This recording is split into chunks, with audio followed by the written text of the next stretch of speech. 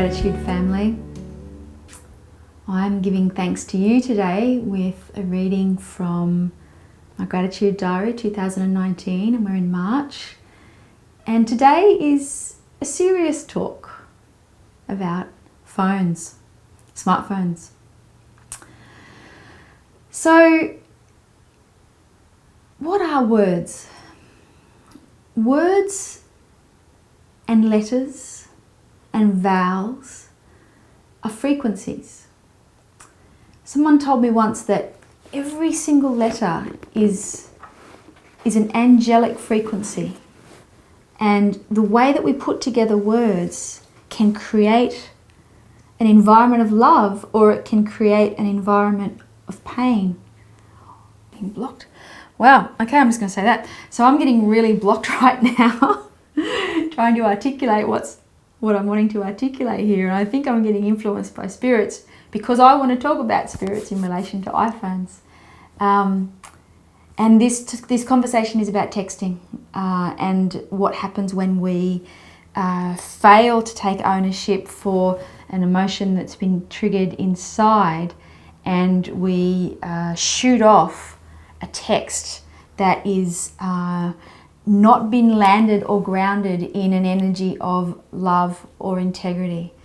I guess I'm talking about trolling on social media and on iPhones.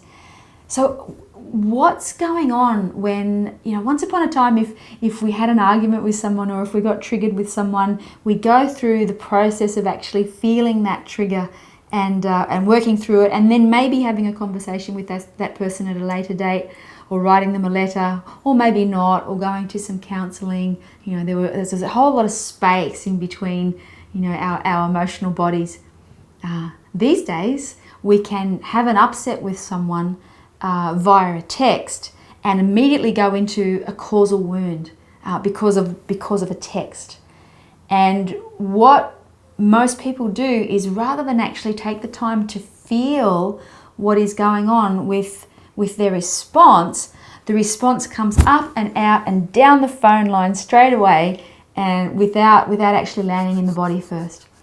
On a deeper level, what's going on here with texts that are filled with judgment and hate and rage? On a deeper level, what's going on is that when we're not feeling the causal emotions in our body and taking full ownership for that, we attract spirit entities that come and hover around us and also back us up with phone Dutch courage and bring that energy of judgment or hate or anger down the phone to the receiver. So it's not just you who's getting reactive, it's a whole entourage of either angry or hurtful spirits that are using you through your phone to discharge that energy down into somebody else. And it's very, very wounding. Very, very, very unloving. There have been people who have committed suicide because of this. So, how do you want to be in the world? How do you want to be with your phone?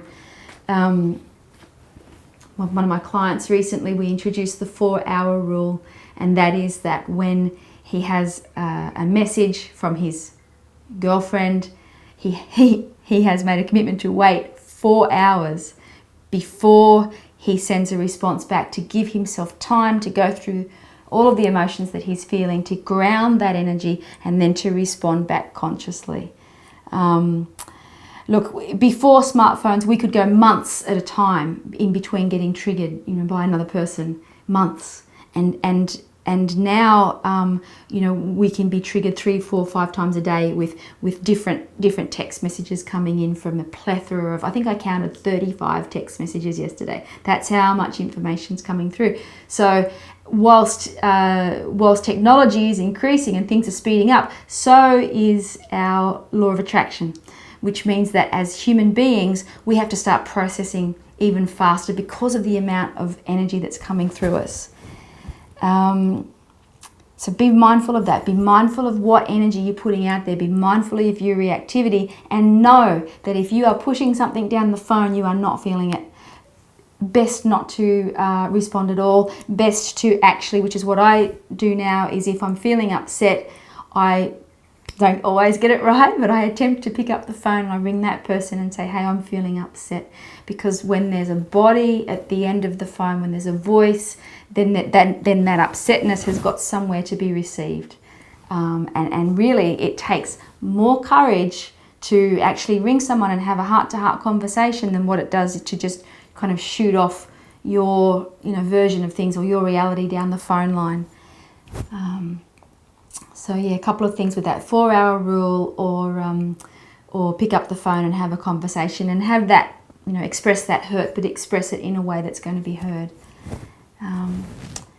Now the interesting thing is with emojis as well. When we're sending an emoji when we're sending an emoji. When we're sending an emoji, that sounds really weird. Are we anchoring into the feeling of that emoji before we send it, or are we actually just sending it? In other words, how many times have you sent off unicorn, rainbow, flower, love heart, dancing lady to a friend and not actually truly been feeling those particular emojis when you chose them, and not actually feeling them? You might be actually like in bed sick with the flu. You're sending off all of these good vibrations. So that in itself is an inauthentic way of relating. It's just to be mindful. Are emojis replacing a heart-to-heart conversation? Does an emoji, a laughing emoji, replace actual laughter? A love heart sent instead of a voice that rings and says, I love you. We need to keep an eye on this, because we'll be in a scary place if we keep communicating through emojis. And then space. So finally in this writing piece I spoke about space. And, in order to really relate to someone, a soul needs time and space to integrate before it can respond. And that's that beautiful word of responsibility. My ability to respond is my responsibility. So without space, without time and space, it's very, very difficult to maintain a loving flow of energy into the world. So give yourself that space. In other words, if your phone rings, you don't have to answer it when it rings. If you receive a text, you do not have to respond to that text immediately. Give yourself the 4-hour rule, or respond to texts twice a day, or some sort of boundaries to set up your life and your day. Communication, which is valid and real and necessary, but also the space that you need to be in touch with what it is that you feel, so that when you are communicating, you're communicating in an authentic way. There's a few little worksheets in the book, and that's it, what to do. So I've written here, make a choice to change. Invoke the ritual of quality relating back into your daily life. This would be as simple as going for a coffee with a friend. And I ask you the question now, who are the people that genuinely bring loving and supportive energy into your life, that genuinely support your soul's journey, that genuinely bring in energy to you and support you as a soul? Who are those people? Make a list. There's room in the gratitude diary. Make a list, and then make a point of connecting with, it could be just 5 people. For me, it's only 5 people. Make a point of connecting with those people on a regular basis, and actually sit down and relate and do this and see each other and look at each other. Find out who they are. They're there, and sometimes we forget, because we're communicating so much with our phones. We actually forget who are the people in my life that actually love me and that actually support me. And then the final question is, how can I nourish these relationships further?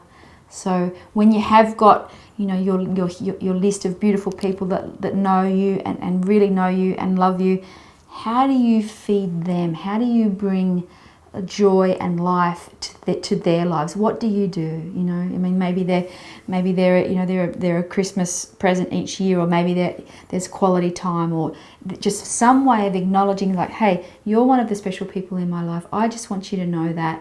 You know, I just want you to know that I've got your back, and with any luck, they'll have yours. Yeah.